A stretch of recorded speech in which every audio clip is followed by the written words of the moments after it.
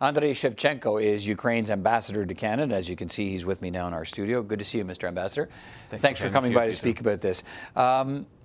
Let me start by talking about the latest developments in this ongoing conflict with Russia. And what can you tell us at this point as we speak about the status of the 3 vessels that were seized by Russia and the, I think it's 24 sailors that are currently in Russian custody? What's the latest? Well, we don't get any good news from Russia, so the Russians still have our vessels, and which is more important, they still have our people.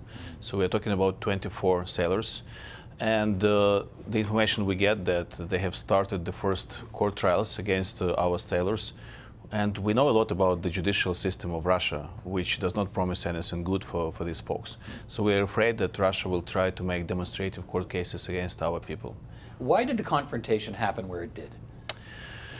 I think we should understand that Russia has constantly been looking for reasons to escalate the situation, and I'm sure they will continue doing so unless altogether we will find a way to stop them. We should also realize that they had been preparing for this situation for quite a long time. Now we see major Russian deployments in the area, both on the land, in the sea and in the air. So they had been preparing to this. They wouldn't be able to block the Strait of Kerch 1 year ago.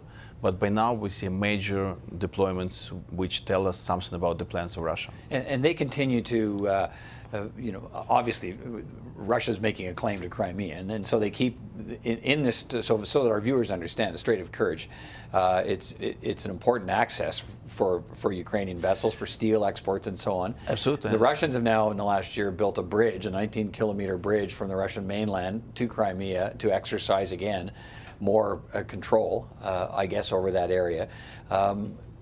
You say that they've been working on this for some time. The Russians are suggesting that this was deliberately planned by Ukraine to escalate this problem to benefit the presidential elections and the president of Ukraine. What's your response to that?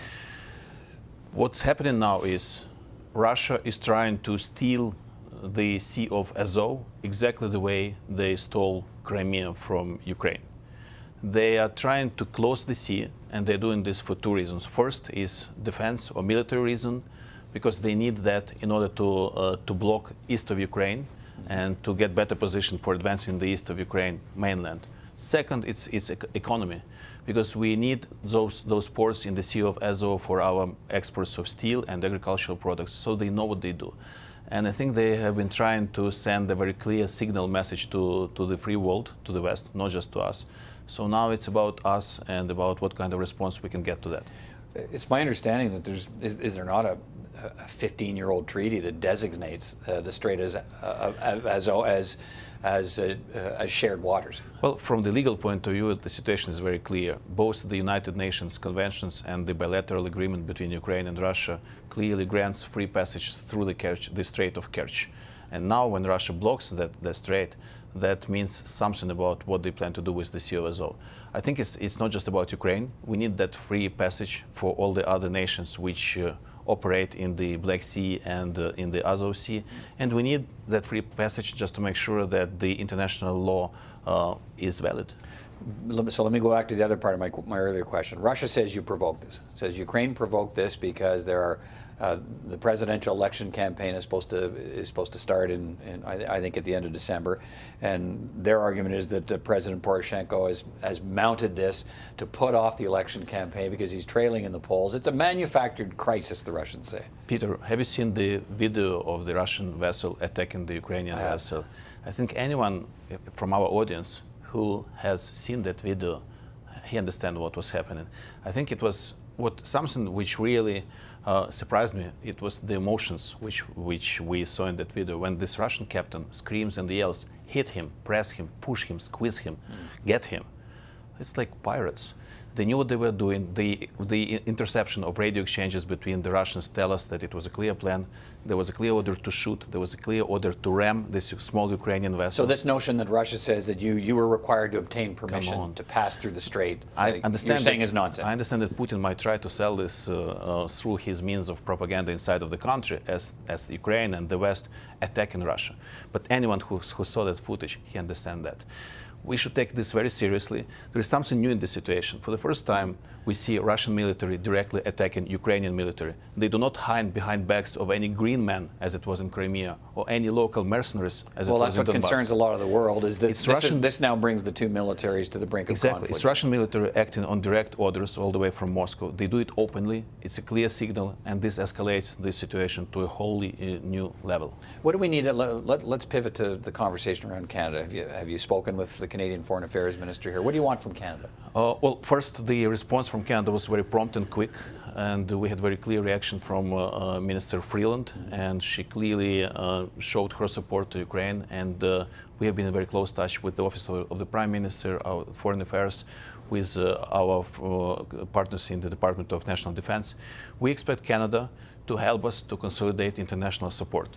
We want to get back our sailors, our vessels. We want to make sure that there is a free passage through the Strait of Kerch. And I think this is the right moment to increase sanctions against Russia.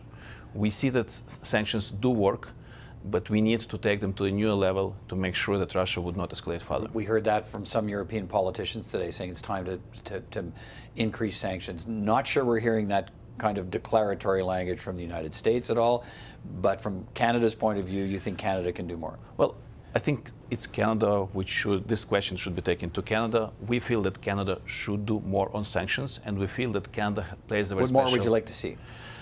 Well, we're talking about specific individuals. We're talking about people who are specifically responsible for escalating the situation.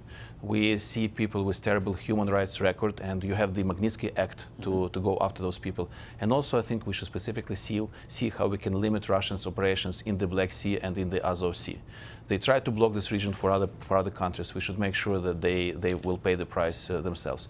And also, we need to maintain military presence in the Black Sea. That's something which can stop Russia. And we should talk about the military. Canada has a military presence. We have 200 soldiers.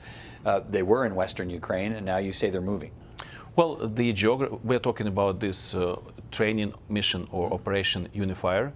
Even as we talk, 200 Canadians do train our soldiers and officers in Ukraine. Now it's not just Western Ukraine. The geography is quite wider. We are extremely satisfied with this interaction. And Peter, it's a two-way street. Just like we learn from you, the same way Canadians and Canadian officers, they learn from Ukrainians. Well, we're in a situation when we have this experience of fighting the second largest or biggest army in the world. We know how to fight Russians. We know the way how they will try to interfere with other countries around the world, and we want to share this experience with you. Okay, it's good to get your perspective. Ukraine's ambassador to Canada, Andriy Shevchenko, good to talk to you. Thank you, Peter.